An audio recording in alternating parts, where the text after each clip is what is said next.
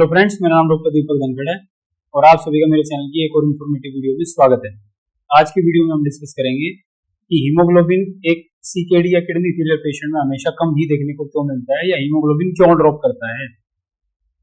तो जनरली कोई भी किडनी फेलियर को फेस कर रहा हो या किसी के रिलेटिव की किडनी फेल हो तो उन्होंने देखा होगा कि सीबीसी की रिपोर्ट में हमेशा हीमोग्लोबिन किडनी फेलियर का पेशेंट का कम होता है नॉर्मल से। तो ऐसा क्यों होता है? तो पहले ये समझने की कोशिश करेंगे कि इसको बढ़ाने के लिए जो गलत प्रयास करते हैं वो क्या है और होता क्यों है, वो इसके बाद समझने की कोशिश करेंगे।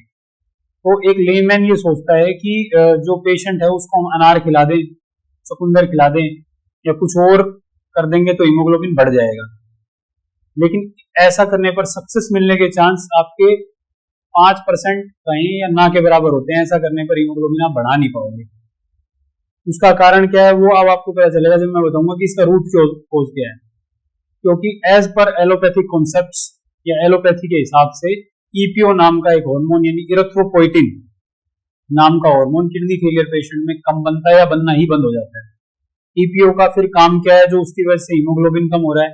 ईपीओ जो होता है बोन मैरो को सिग्नल करता है नए आरबीसी के प्रोडक्शन के लिए, यानी लाल रक्त कोशिकाएं बनाने के लिए वो आपके बोन मैरो को सिग्नल देता है कि वो बनाए। जब ईपीओ की प्रोडक्शन कम हो जाती है, बंद हो जाती है, तो एक सीकेडी पेशेंट में हीमोग्लोबिन हमें कम देखने को मिलता है।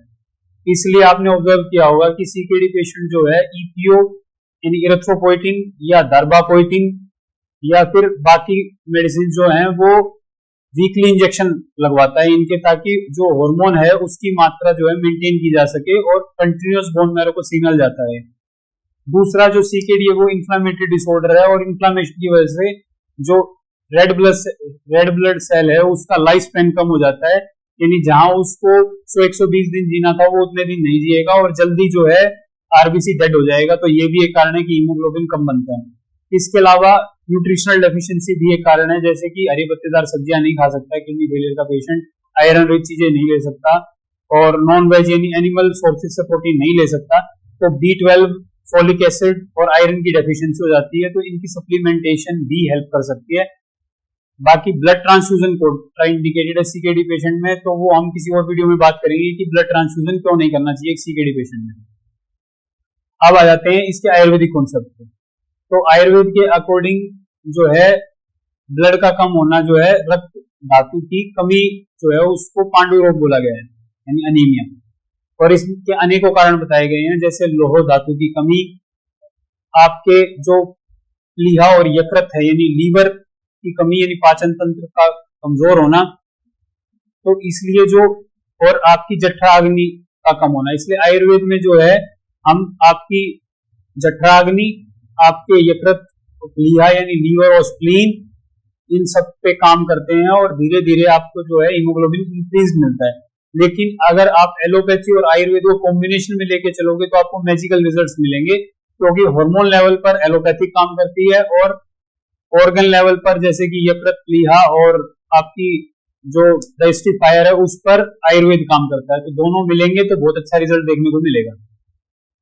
तो होपफुली इस वीडियो से आप समझ गए होंगे कि जो है एक किडनी फेलियर पेशेंट में हीमोग्लोबिन क्यों कम होता है। चरक संहिता सूत्र स्थान 24वां अध्याय और चौथे श्लोक में इस प्रकार से बताई गई है, रक्ते क्षीणे शरीरम उपद्रव्याणि, यानी रक्त के कम होने पर, ब्लड के कम होने पर शरीर सभी रोगों से रोगग्रस्त हो जाता है। तो यानी आचार्य चरक ने भी रक्त को यानी ब्लड को इंपॉर्टेंस दी है।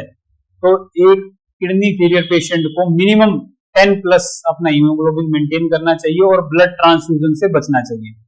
आप सभी का इस वीडियो को देखने के लिए धन्यवाद। आप मेरे YouTube चैनल को सब्सक्राइब कर सकते हैं। मेरे YouTube चैनल पर ऐसी इंफॉर्मेटिव वीडियोस आती रहती हैं।